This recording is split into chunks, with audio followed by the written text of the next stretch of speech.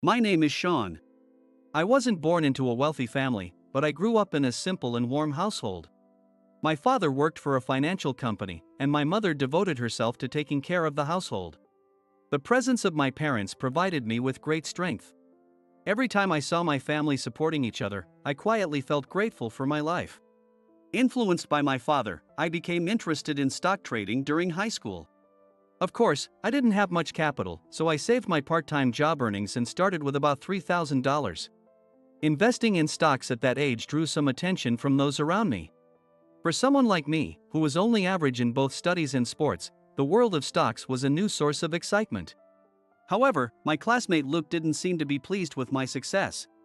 I had heard that Luke's father also worked in banking, but at a large and well-known bank, unlike my dad. Luke, being raised in such a privileged environment, often displayed an overconfident and condescending attitude. His gaze was always directed upward, and when he looked at me, it was with a hint of contempt. He seemed to derive satisfaction from positioning himself as an elite and looking down on others. That's probably why he didn't like the attention I was getting for my stock trading. This attitude was evident in his conversations. One day during lunch break, while I was relaxing with friends in the schoolyard, Luke approached. "Hey, Sean, what are you doing here? Pretending to be popular with your stock trading again?" I turned to his arrogant smile without falling for his provocation. And I replied calmly, "Nothing much, just talking about a TV show we watched yesterday." "Is there a problem?" However, Luke wasn't satisfied with my calm response and hurled more insulting words. "Don't lie. I heard you from a distance. What's a high schooler doing with stocks? You should focus on more practical things." His words dripped with disdain. His arrogance was an everyday occurrence. He seemed to assert his presence by imposing his ideas and values on others and provoking them.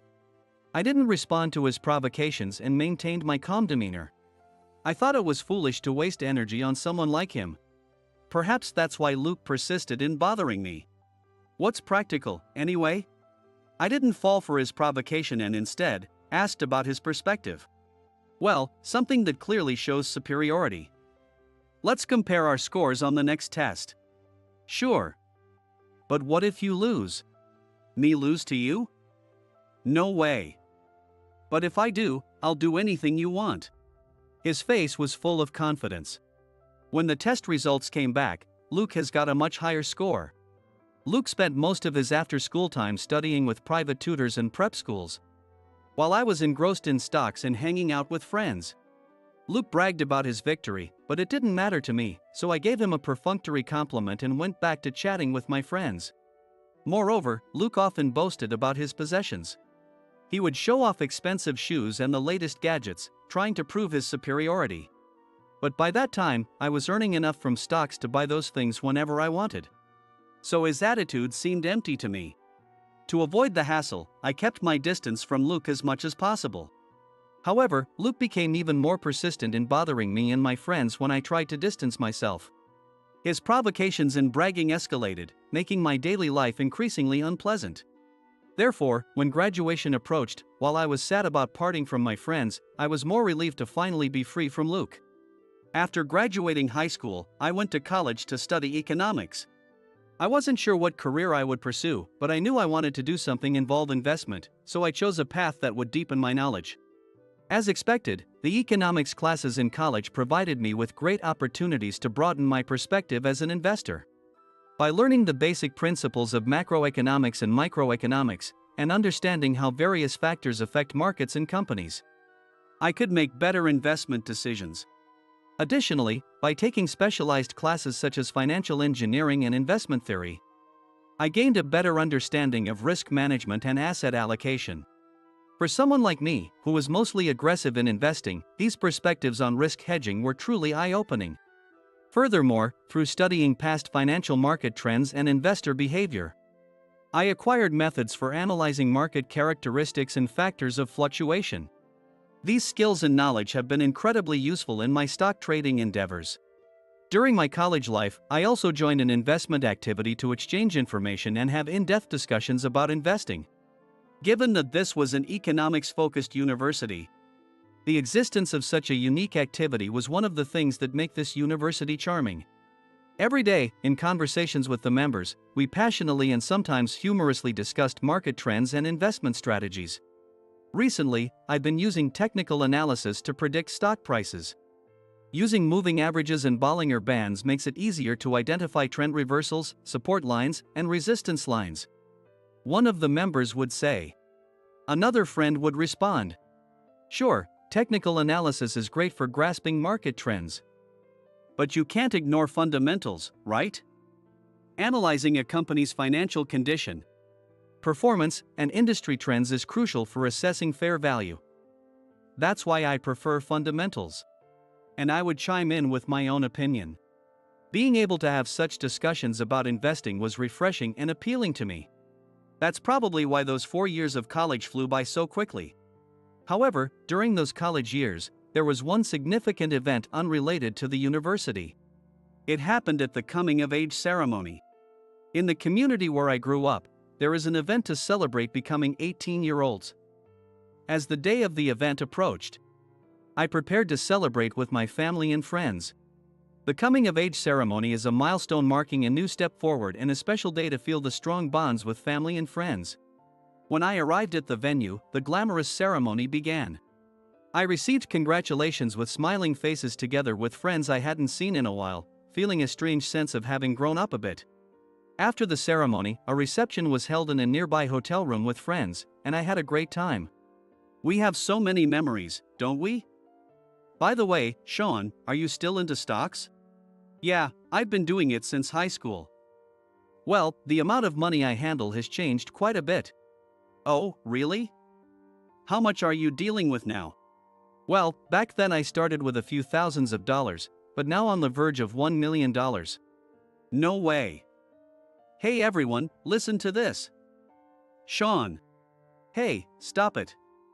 I don't want people to know about my stocks or my success now. Why not? You could boast about it, and girls would flock to you. That's exactly what I hate. If people start gathering around just for the money, it's all over. I'd rather be looked down on. Man, you're still a weirdo. Then my friend Ryan started mumbling something. Suddenly, a familiar face from high school appeared. But it wasn't a pleasant memory for me. Hey, long time no see, Sean. His voice reached my ears, and I sighed internally. Luke's way of speaking still had that arrogant tone. Oh, Luke. It's been a while. I responded with minimal courtesy, feeling conflicted about this reunion. Luke had often bullied me and caused trouble during high school. Whether he remembered or not, his casual approach annoyed me. How long has it been since high school, huh? So, what are you up to now, Sean? Luke asked with a sly smile. Me? I'm going to a mediocre college and working part-time. Oh, really? Must not be making much, huh? Luke's words were dripping with sarcasm, but I stayed composed. Yeah, it's just pocket money. So, what about you, Luke? What have you been doing since graduation? Although I wasn't genuinely interested, I figured I should at least be able to make small talk now that I was officially an adult. With that in mind, I decided to ask a polite, formal question. Me? I'm a leader in the tennis team and have a girlfriend I met there. Things are going great. How about you, Sean? Do you have a girlfriend? Or should I not have asked? Just as you guessed, I don't have one. I'm just an average guy in every way. It's hard to find a girl who'd want to date someone like me. Though in reality, I've dated over 5 girls since entering college. However, telling Luke about all this wouldn't benefit me at all.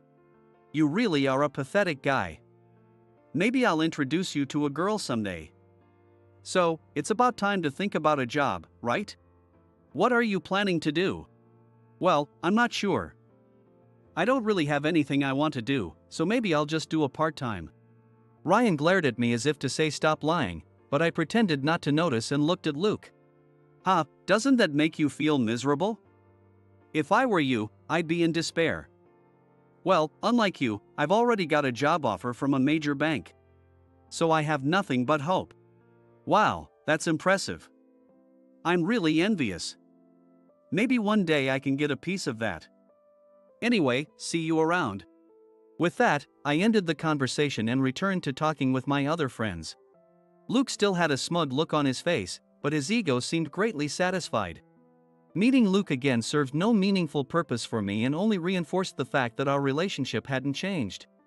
Thus, the coming-of-age ceremony was somewhat ruined by Luke's presence.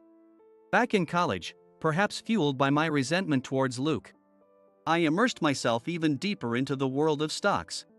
My stock investments continued to yield steady results. Between classes and activities, I kept a close watch on market trends and identified investment opportunities. As a result, my assets grew steadily. At one point, a particular company's stock surged dramatically, leading to significant profits for me. This company had developed a new technology that garnered significant market attention. Seeing its potential, I invested in its stocks. Consequently, the stock's sharp rise led to a substantial increase in my assets. Tech stocks have been doing well lately. Sean, are there any companies you're keeping an eye on? One of the members asked me. Yeah, recently the fields of artificial intelligence and cloud computing have been booming. Specifically, there's a startup that's developed a groundbreaking technology that's having a big impact on the market. I've actually made quite a bit of profit there. As I spoke, the members listened intently. That's interesting. It shows that technological innovation is key to investing. I should have gotten in earlier, another member said.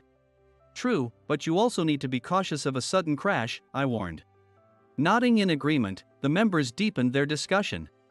Those were the days spent exchanging information and sharing ideas with the investment activity members.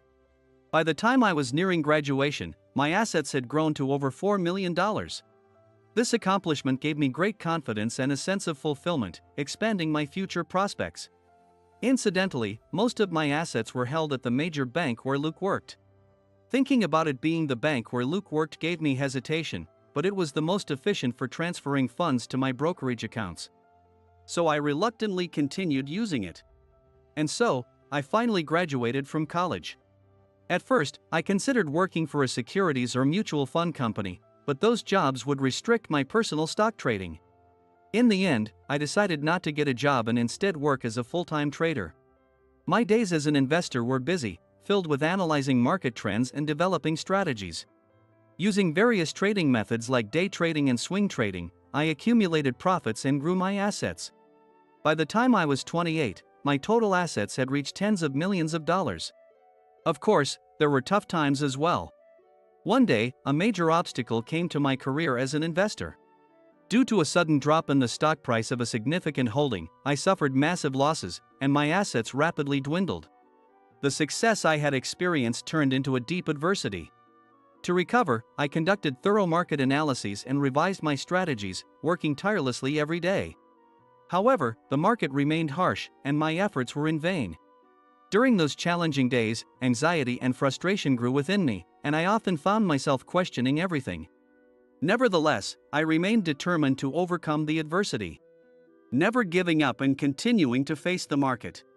I believed that adversity provided an opportunity for growth and that it would be a valuable experience to further hone my career as an investor. Eventually, thanks to a market upturn and government support, I managed to overcome the toughest times. Not only did I recover, but my assets also reached their highest growth rate after overcoming that adversity.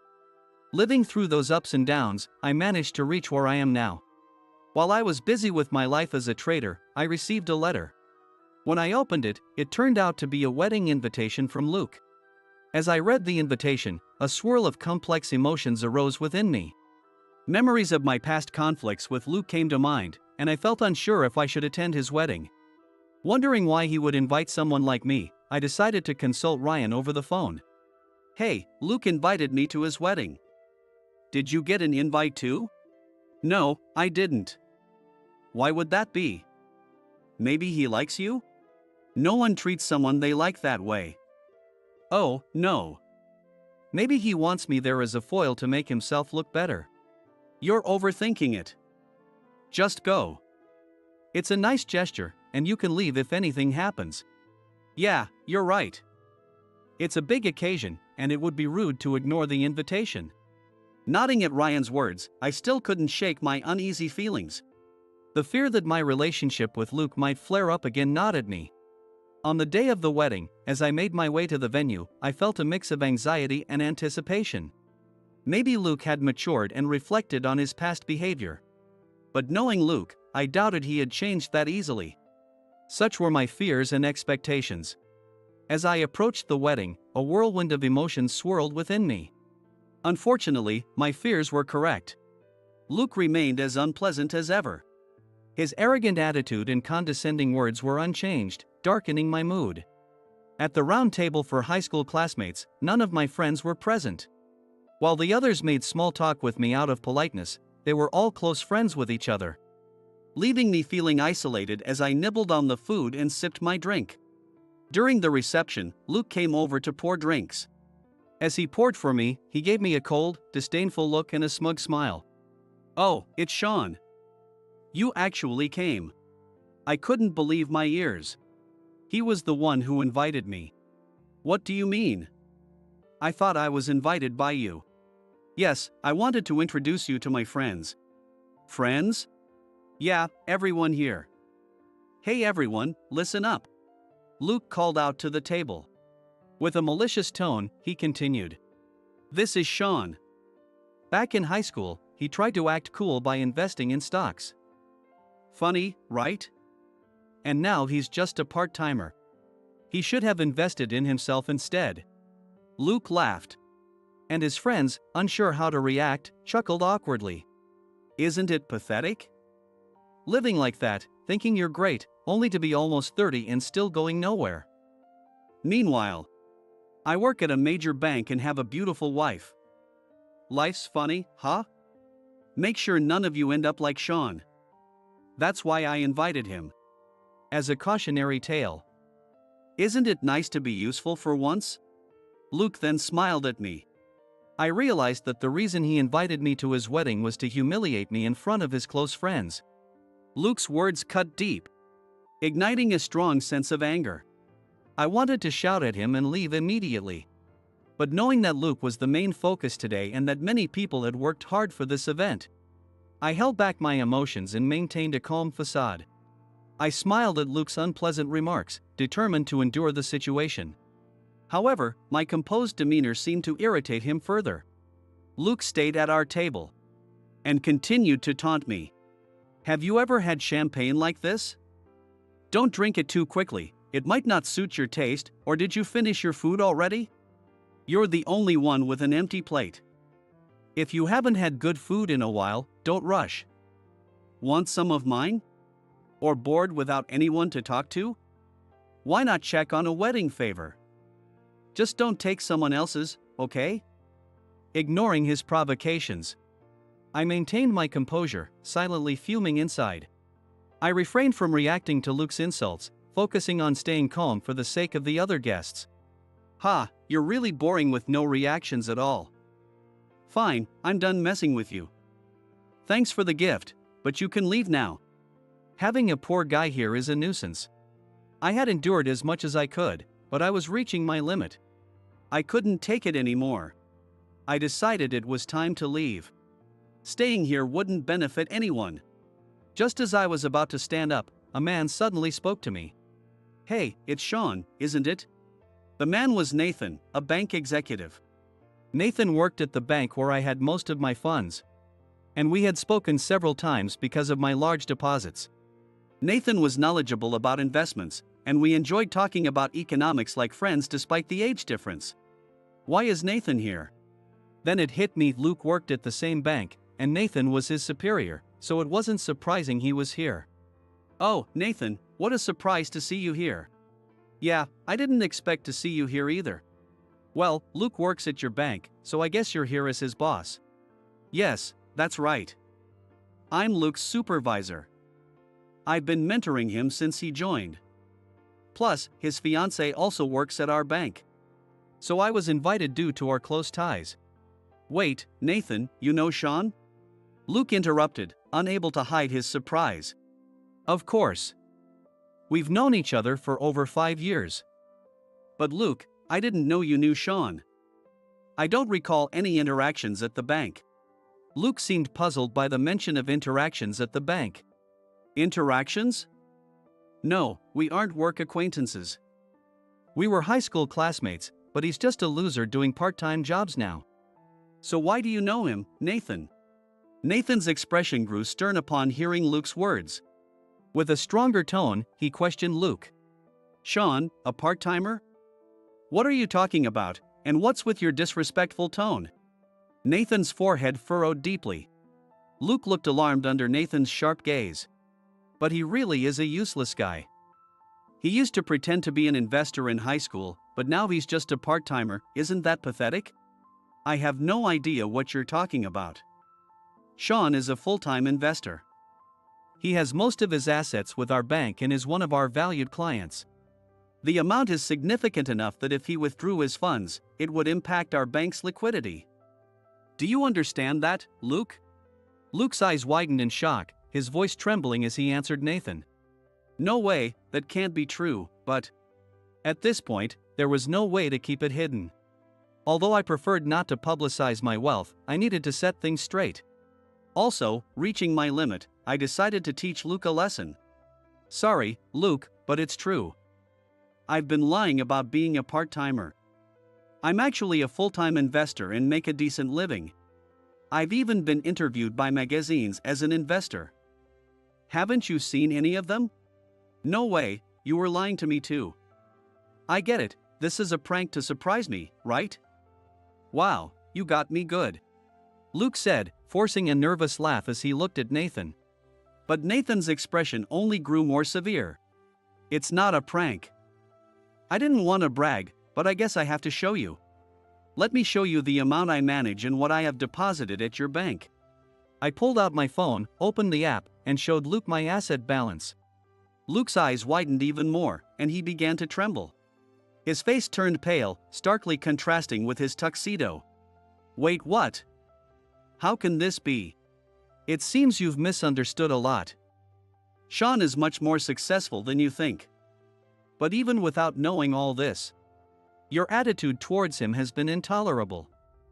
What other inappropriate things have you done? Luke seemed to recall all the ways he had mistreated me. Muttering incoherently, he struggled to form words. Judging by your reaction, it seems you have. Do you realize how embarrassing your behavior has been? Sean is a diligent and successful investor. Do you understand now? In a barely audible voice, Luke replied. Yes. I'm deeply sorry. If you truly feel that way, apologize to Sean right now. Otherwise, you and the bank might suffer significant consequences.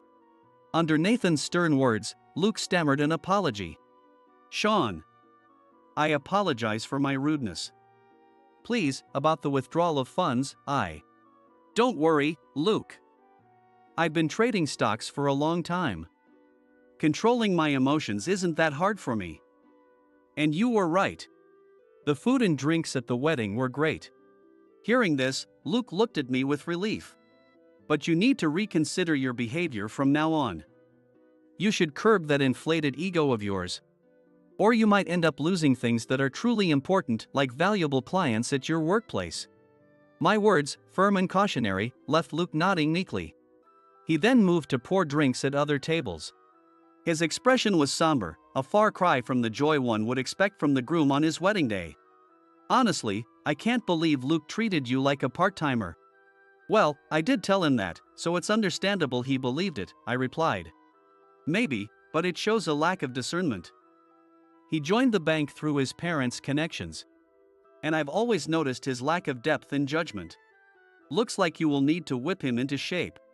Yes, I think some time at a regional branch for training might be in order. That might be a good idea. We both laughed. We then continued to share drinks and engaged in lively discussions about the current economic situation and future growth companies in America. It became clear to me that I thrived in conversations centered around investments. With this realization, I spent the remaining time at the wedding in good spirits. Though I was invited to the after-party, I declined and decided to take a taxi home. On the way back, the nightscape visible through the taxi window brought a sense of calm to my heart. The view from the window seemed to reflect my inner thoughts. The various emotions stirred up by my encounter with Luke were still vivid. As the city lights flickered and the stars quietly shone, I found myself pondering my life. I realized I was already 28. My classmates were starting to get married.